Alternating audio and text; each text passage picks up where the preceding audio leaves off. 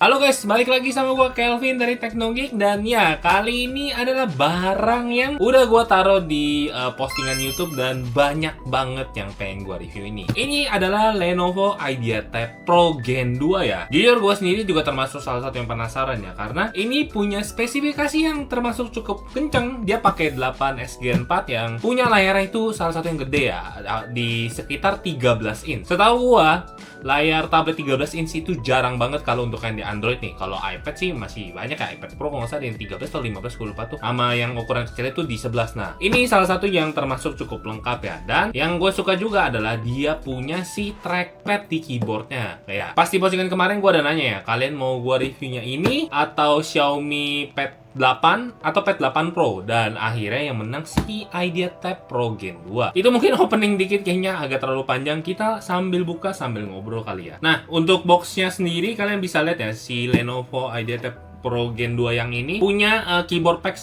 punya paketnya sama keyboard sama Tab Pen Plus. Sebenarnya kalau kalian cari di online, ada juga yang jualnya tuh nggak pakai keyboard pad. Keyboardnya ya nggak bundling. Harganya jauh lebih murah. Kalau ini bedanya itu bisa sampai 1 juta lebih murah, dan itu harganya udah tipis-tipis lah ya sama si Xiaomi Pad 8 kalau kalian ngincer tabletnya doang dan mau cari ukuran yang gede. Terus kalau di bagian samping cuman ada tulisannya ini IdeaTab Pro Gen 2 sama ini cuman itunya. Nah, untuk speknya kita lihat sekilas ya. Sorry di sini agak backlight, kita ignore dulu. Ada tulisannya Snapdragon 8S Gen 4. Terus juga udah pakai layar 13 inch 3,5K PureSight Pro Display. Setahu gua layarnya juga udah pakai anti glare ya. Nanti kita lihat sendiri buktiin beneran nggak ini anti glare. Setahu gua sih dari ini promosi ini anti glare. Gua cek websitenya dulu. Yes, ini bukan anti glare, tapi ini udah pakai matte edition ya. Jadi harus ini udah matte edition. Gua nggak tahu di Indonesia versinya sama atau enggak, tapi seingat gua sama. Nanti kita langsung buktiin aja. Baterainya itu di 10.200 mAh. Beuh, ini gede banget. Tapi ya ini bisa dimaklumi karena tabletnya ukurannya juga 13 inch ya. Jadi kalau punya tablet dengan baterai yang ukuran segini juga kayaknya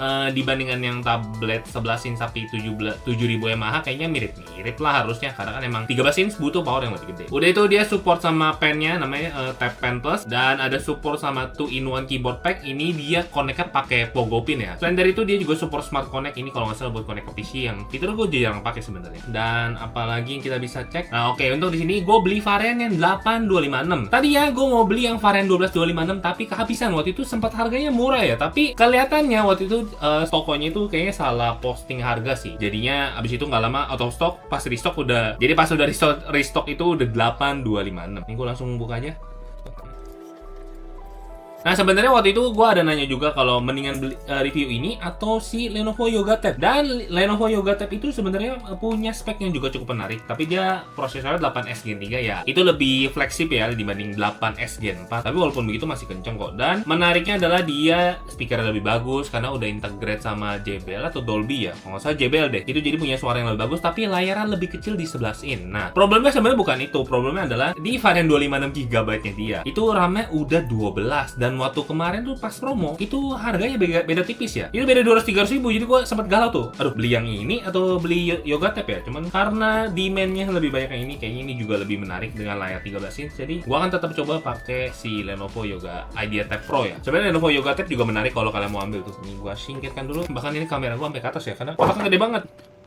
Oke, terakhir gue review tabletnya, tablet Windows tuh si Advan ya, Advan Evo X 13 atau 16 ya. Itu juga layar gede banget, itu tablet 2-in-1 Windows ya. Nah, ini kotak keyboardnya nih. Keyboardnya ada di dalam, bentuknya kayak gini. Oh, ini sama tutupnya juga ya, casing ke belakangnya. Nah, ini model keyboardnya, kalian bisa lihat sendiri. Terus ini untuk bagian belakangnya dia jadi nempel di magnet. Dan ini adalah salah satu hal yang gue kurang suka di Lenovo. Kenapa bikin casing kayak gini? Kan pinggirannya nggak kelindungin gitu. Sayang, maksud gue pun juga jadinya pakainya kurang tenang lah. Sayang banget tuh. Ini nggak dibikin sisi-sisinya. Minimal kayak si siapa tuh? Lenovo Legion Tab Gen 3, karena gue udah pernah review juga tuh. Itu juga tablet mini yang sangat mantap.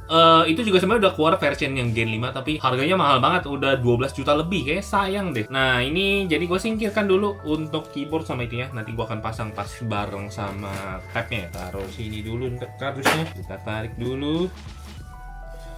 Tabletnya ini kita bisa lihat ya, bisa tempel di sini pennya. Tapi kita singkirkan dulu sebentar karena kita harus lihat kartu garansi. Ada kartu garansi yang gua nggak tahu kalian akan baca atau enggak. Setelah itu chargernya, ini chargernya 6 berapa watt ya? Chargernya, oh ada tulisannya ya, chargernya 45 watt nih. Nah di harganya sama, sebenarnya kalau kalian carinya yang spek lebih kencang, menurut gua ambillah si Lenovo Xiaomi Tab 8 Pro. Itu udah pakai 8 Gen Elite dan harganya bahkan persis sama si Lenovo IdeaTab Pro Gen 2. Ini namanya susah banget lah. Itu sama persis, bedain dia layarnya lebih kecil aja sih, 11 inch.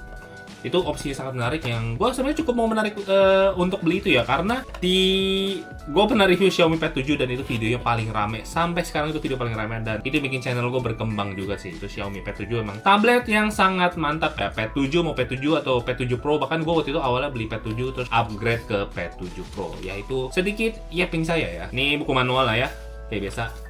Quick Start Guide, ada safety warranty. Nah, ini pennya ada di sini. Kita coba buka dulu kali ya biar plastiknya gue bisa langsung masukin. Untuk pennya itu, sorry kalau kadang out of frame ya karena gue sendiri ya. Terus ini agak susah ya bukanya ya. Bisa nggak?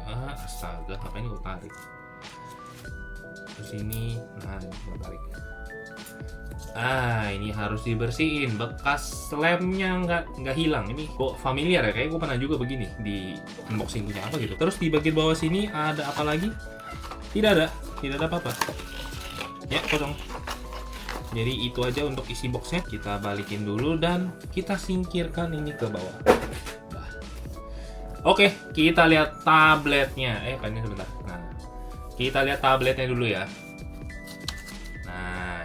Tabletnya. Di sini lubang Type-C-nya, di sini slot SD card. Nah, ini salah satu juga yang sangat menarik karena dia masih punya slot SD card. Iya. Kalau di Yoga Tab nggak ada slot SD card, jadi misalkan kalau kalian mau emulation, mau pakai memori tambahan buat taruh game emulationnya cuma di SD card terpisah ya, nggak bisa karena ini juga variannya cuma ada satu. Variannya sebenarnya ada dua ya, di 8 sama 12 5 12, tapi harganya cukup beda jauh tuh, hampir 1 juta lebih. Kalau kalian yang cara cuma buat emulation sama game-game Android sebenarnya masih oke, sama untuk main game hub tipis-tipis 8 GB masih oke lah, tapi kalau buat main game yang berat harus yang 12 sih memang. Ini gue by the way pilih yang varian warna biru dan birunya cakep juga ya. Gue sempet mau pilih warna biasa ya, warna grey ya. Kalau nggak salah dia ada 3 warna tuh, ada grey sama yang hitam sama yang biru ini namanya Jelly Mint kalau nggak salah.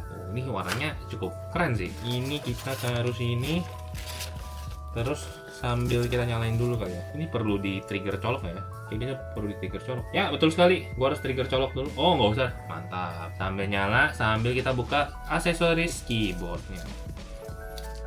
Mana ini bukanya? Oh, untuk startnya lumayan cepet ya. Ini kayaknya ya pakai OS yang sama kayak si Lenovo Legion Tab Gen 3 ataupun Gen 5. Dia punya OS, gue lupa namanya apa, nanti kita langsung lihat. Tapi itu kayaknya sama persis. Ini by the way tempelnya di bagian sini.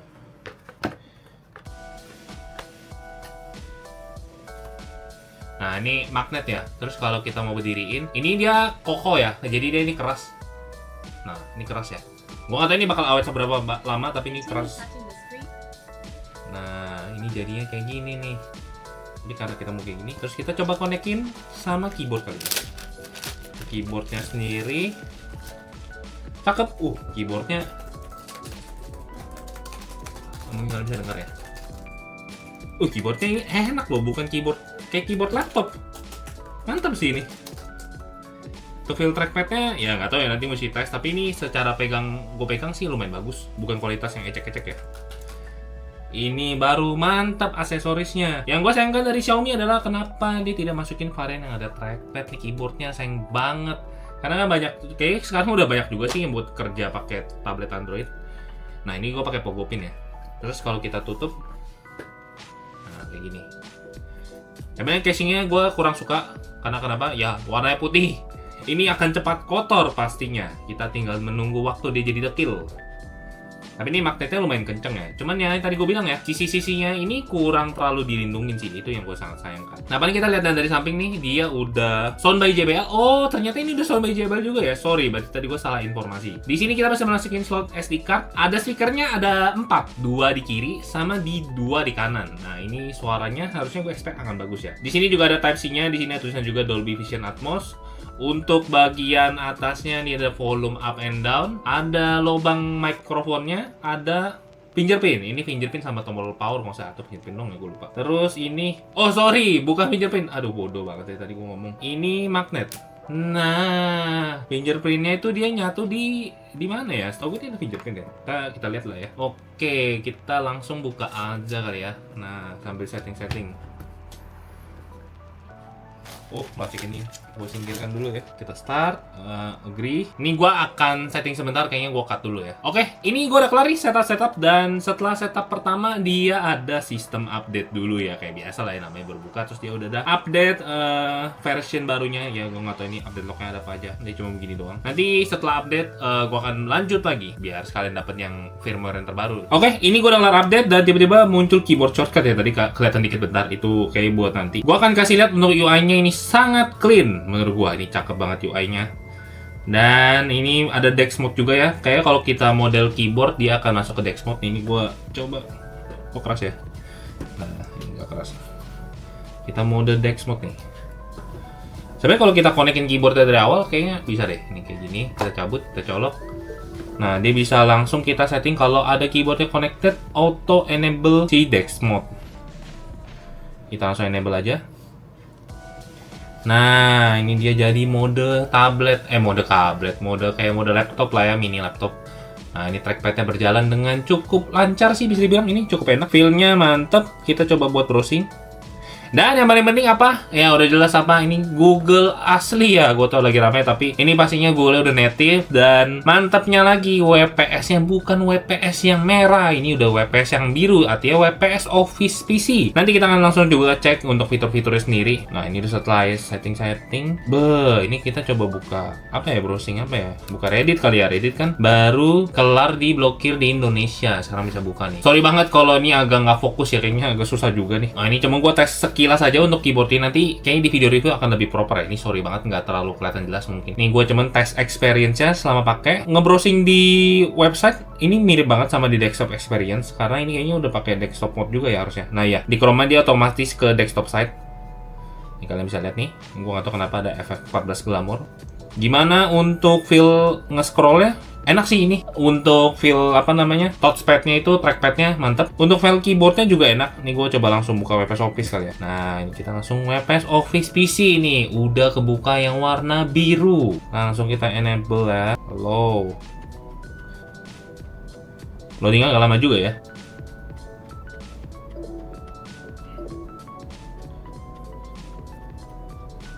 Oke, ini kita sambil coba pin. Oh bisa dipin ya. Ini WPS-nya agak lama ya. Got it. Ini kita bisa full screen. Kalau kita mau tutup bisa pakai gestur 3 jari. Nanti dia akan keluar dari full screen ya. Atau kalau kita dari atas kita juga bisa langsung nih. Cukup enak ya. Ini gua nggak tahu kenapa WPS Office-nya lambat, tidak jelas. Tapi gua mau coba coret-coret pakai notepad. Ini udah connect belum ya?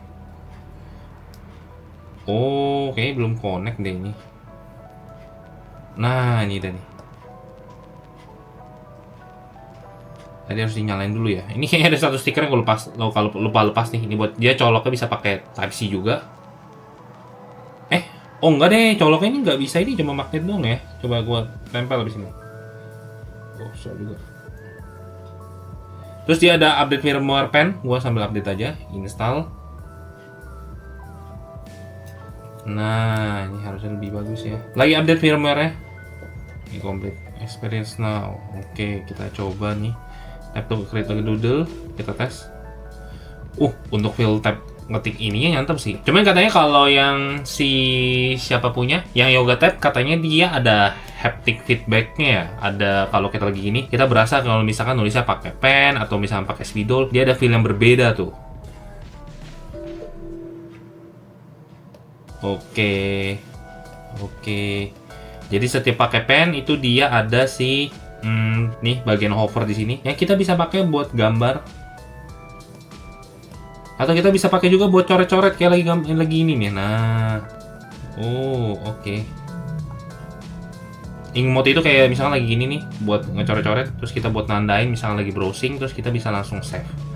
menarik, ini sangat membantu juga ya untuk pennya. Gua akan explore lebih jauh, tentunya ini hanya video unboxing dan coba first experience ya. Sorry banget kalau nggak bisa dites semuanya di sini, karena baru coba, namanya baru coba ya. Oke, kita coba balik ke mode normal dulu ya. Ini pennya gue tes sekilas saja, tapi secara feel oke. Tapi chargingnya kayaknya ini nggak bisa, ya chargingnya nggak bisa dari ini, cuma sekedar magnet ya.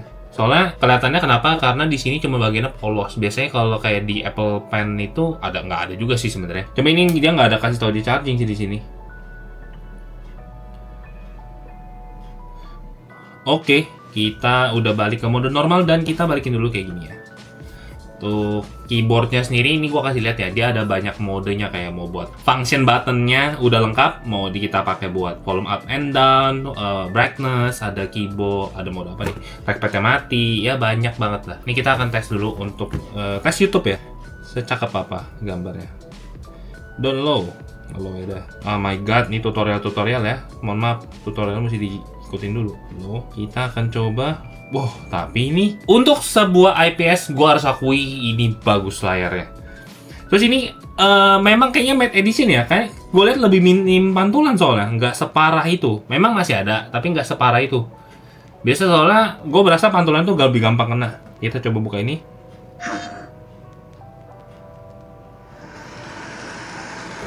Nah, untuk itemnya sendiri kalian bisa lihat ya, cukup pekat itemnya. Nah, ini IPS tuh padahal. Ya ini IPS kok, bener. Tapi itemnya bener-bener bagus. Karen.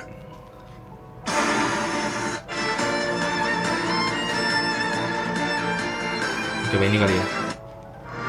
Oh, ini suara Jepang. Bentar. Saya tidak suka nih suara Jepang. Persona 4 Golden lebih bagus. Persona 4 pokoknya lebih bagus. Dub Inggris, nggak tahu kenapa. Jepangnya ada beberapa yang kurang cocok sih. Tapi Inggrisnya mantep. Menurut kalian gimana tuh? Persona 4 Revival emang mantep ya untuk dub Inggrisnya selalu. Persona 4 Revival. Nah, kita coba buka ini.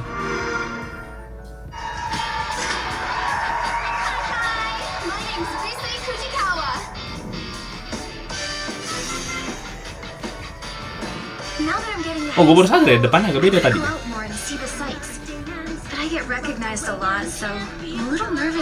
Nggak bisa dengar sendiri untuk suaranya.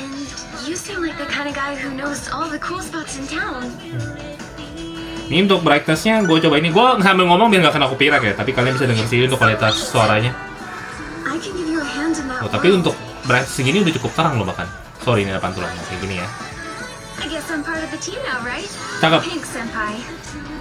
Ini resolusinya 3K dan tentunya kita bisa naikin ya, video cuma 80 ya.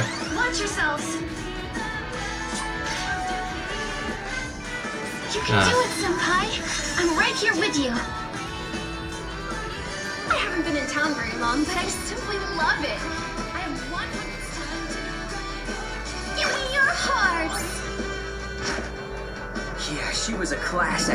Mantap.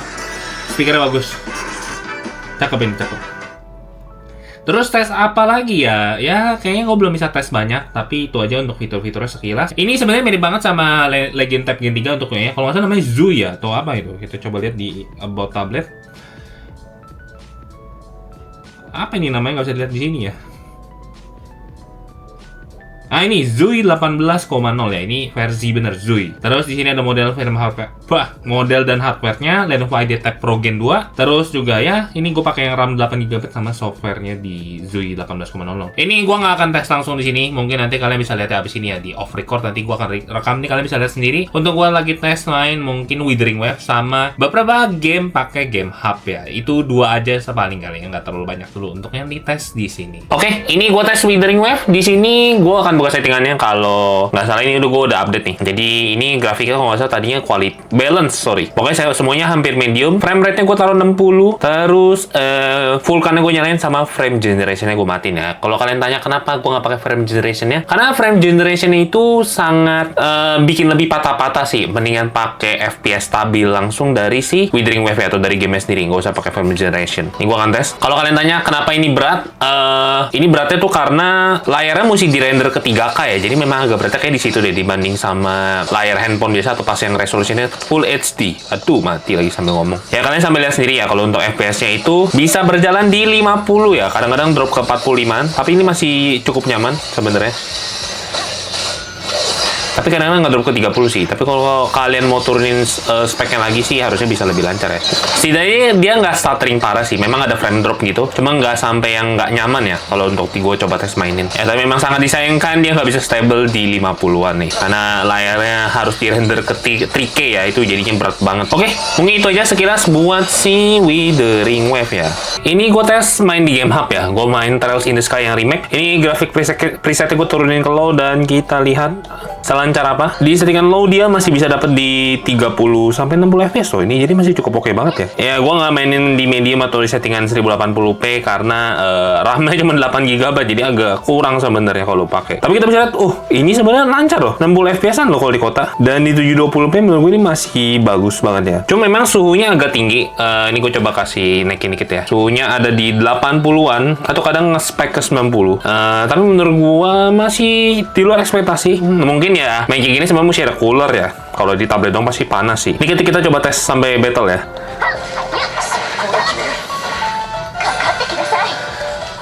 Kita coba skill pakai hurricane. Oh, pummel juga bisa ya.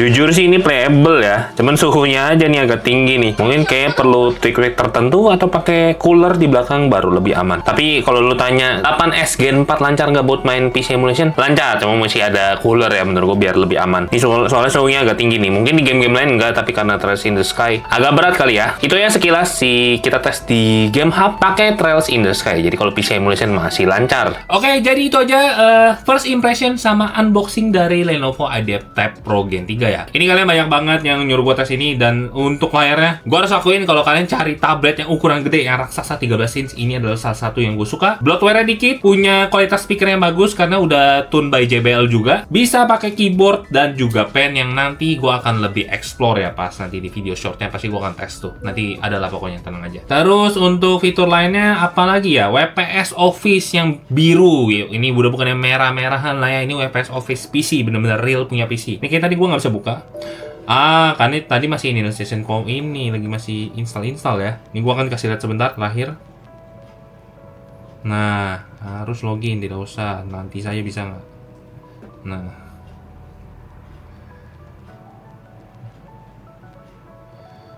Kita new. Kita coba pakai Word dulu kali ya. Kita akan lihat secara si spesifikasinya. Sorry, ini gua agak zoom dikit kali ya biar kalian kelihatan. Semoga dia bisa fokus ya, gue takutnya agak susah soalnya teksnya agak kecil, jadi fokusnya agak nggak mau nangkep ya. Nah ini kalian bisa lihat sendiri, dia persis banget sama yang punya PC. Mungkin gue agak naikin aja kali ya biar gampang. Nah ini kalian lihat ya, aduh fokusnya susah lagi. Nah ini gue taruh tangan gue, mungkin gue akan coba ketik dulu di sini, tes 1, 2, 3. Ya, ini kalian bisa lihat ya, untuk fiturnya termasuk cukup lengkap. Ini persis banget pakai PC punya ya, kayak misalnya Office yang pokoknya Office 365 atau Office yang PC punya lah pokoknya. Ini mirip, persis banget. Tapi gue merasa entah kenapa kurang smooth ya. Letter resist sama update-nya.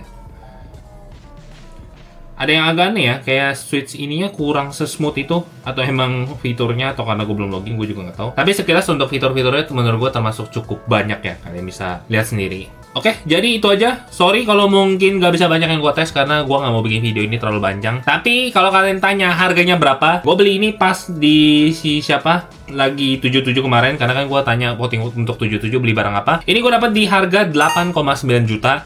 Kalau kalian beli yang varian tanpa keyboardnya, kalau misalkan kalian cuma butuh tablet gede, itu di harga 8 juta, dan itu sangat mantap banget untuk tablet 13 inch. Itu betul gue worth it banget untuk kalian beli. Tapi kalau kalian memang carinya spek, menurut gua belilah Xiaomi Pad 8 ya, Pad 8 atau Pad 8 Pro. Sorry, Pad 8 itu varian yang lebih murah dan layarnya lebih kecil. Pad 8 Pro itu varian varian yang tentunya lebih menarik karena dia pakai 8 Gen Elite. Atau mau beli Yoga Tab juga oke karena di varian terendahnya, bukan varian terendahnya, variannya cuma satu, yaitu di Lenovo Yoga Tab yang biasa aja, dia cuma di 12256. Itu juga sangat menarik. Harganya kalau nggak salah beda-beda tipis sama ini. Kalau kalian mau beli itu menurutku menarik, dan itu juga dapat ADP. Di yang ini kalau nggak salah gue nggak menemukan ada ADP ya, soalnya di kotaknya nggak ada tulisan apapun. Tapi mungkin nanti gue akan cantumin kalau ada revisi, kalau misalnya ternyata ada ADP. Tapi kayaknya ini nggak ada kalau gue dari pengecekan gue. Soalnya biasanya kalau ada ADP dia ada selalu tulis tuh, dibangga-banggakan soalnya ya. Dan tadi gue udah bilang ini nggak ada fingerprint ya, ternyata cuma pakai face unlock doang di sini. Ini juga udah support sama display out-nya. Jadi kalau kalian mau pakai ini untuk connect langsung ke monitor, bisa langsung pakai Type-C-nya aja. Jadi terus yang 7 ini ternyata cuma magnetnya. Gue udah lihat nih di webnya, magnetic attach doang. Jadi ini cuma sebagai magnet. Sayang sekali nggak bisa sambil ngecas. Oke, mungkin itu aja yang bisa gue tunjukin tentang si Lenovo IdeaTab Pro Gen 2 ya. Sorry kalau namanya salah mulu dari tadi, namanya panjang tau nggak ini nama tablet ini. Ya kalau kalian ada yang mau kalian tanyain, langsung aja komentar di bawah, nanti gua akan bahas juga di video reviewnya. Ya, jadi itu aja sekilas review dari review sih. Sekilas unboxing dan first impression dari Lenovo IdeaTab Pro Gen 3. Salah, IdeaTab Pro Gen 2. Susah banget dari tadi ngomong. Itulah ya. Kalau ada yang kalian mau tanyain, langsung aja komentar dan nanti gua akan bahas di video reviewnya yang memungkinkan. Dan ya, nama gua Kelvin dari Teknogeek, dan ya, kita ketemu lagi di video berikutnya ya. Video reviewnya yang kalian tunggu ya, mungkin sebulan semoga udah keluar ya, atau 2 minggu lebih. Bye.